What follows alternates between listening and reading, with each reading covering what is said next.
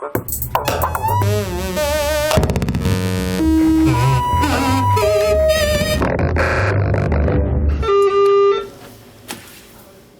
Ken MacBeth. Yeah. Here on the booth, it's nice to see a lovely pair of elements in the Yeah, wild. there they are.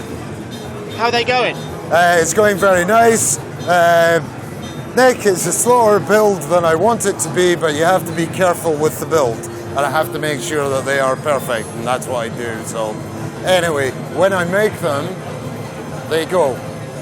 I've got about another 50 that I'm doing. Yeah.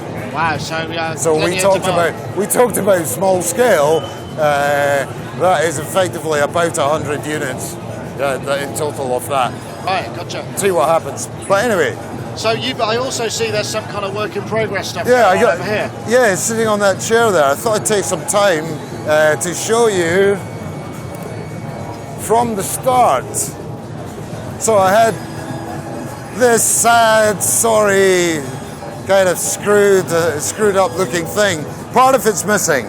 This was my prototype front panel, and this went through it, and it was a project that nearly worked. It's a 2 oscillator job, 1 filter, 1 noise, 1 VCA, 1 envelope thing in a 21 HP space. Hey, and I put it down, and whoa, that was that. That was that. I went back to it. I went back to it about 4 weeks ago. I made this. And the project was called X-Series Photon. So, what we have here, it's actually rather nice.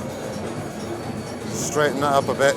This is a very small section of oscillator.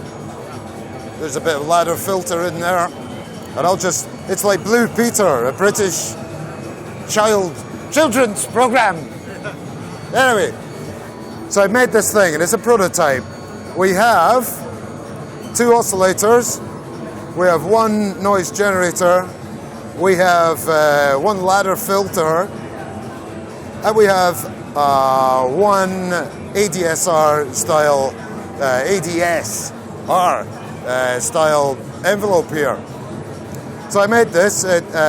You interchange between off, square wave, sawtooth wave. Switchable. Switchable. There's no volume on it. We've got tracking, no tracking for the keyboard, 1 volt per octave or 2 volt per octave. And we got a self-oscillating filter here. Got noise here. Your frequency controls are here. You have a general CV going in. You have a general gate going in. We have the ability to sweep oscillator 2 here. Oscillator 2 being a target because we can sync it as well. And we got an output. Now looking at this, in its small size, it gives a massive sound. And you might say, hey Ken, there aren't many jacks on there for us modular guys. But actually, you could have a modular system where you have 1, 2, maybe 3, 4 of these things. 4 will occupy 84 HP. But you have a massive engine of 8 oscillators, 4 filters, that kind of thing. And has it got the kind of classic large girth oscillator that you're well known for? Yeah. It's basically got a core in it.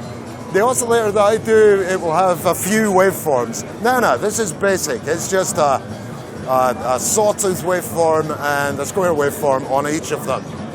But this is certainly better than nothing. But I thought to myself, well, having 1 envelope shared between the filter and the VCA, when a sustain goes down on the VCA, it also brings the filter down. Yeah. And so, here's another one that I made earlier. So I ramped it up. We have now expanded it a little.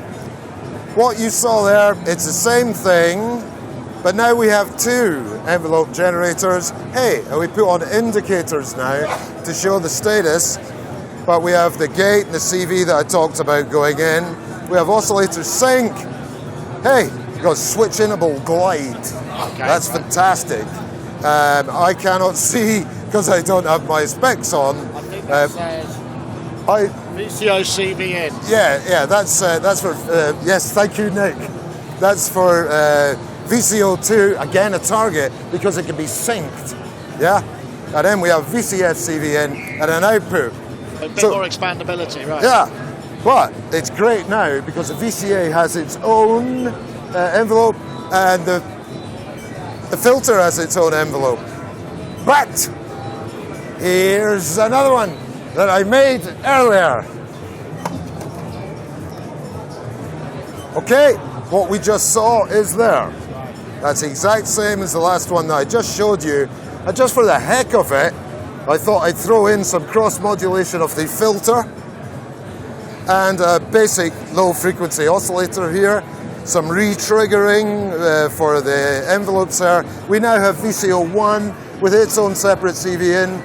I can't see, don't worry. We've also got the CV, the gate, the glide, the sync. Would that make it paraphonic then? No, it does not make it paraphonic. Stay basic. This is still basic. Okay.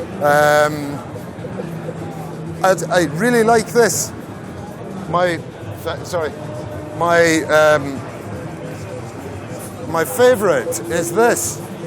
This one here, this particular one, it's just about perfect. So for the sort of solid basis of a synth engine, but not a complete voice, but and it goes really high and really low.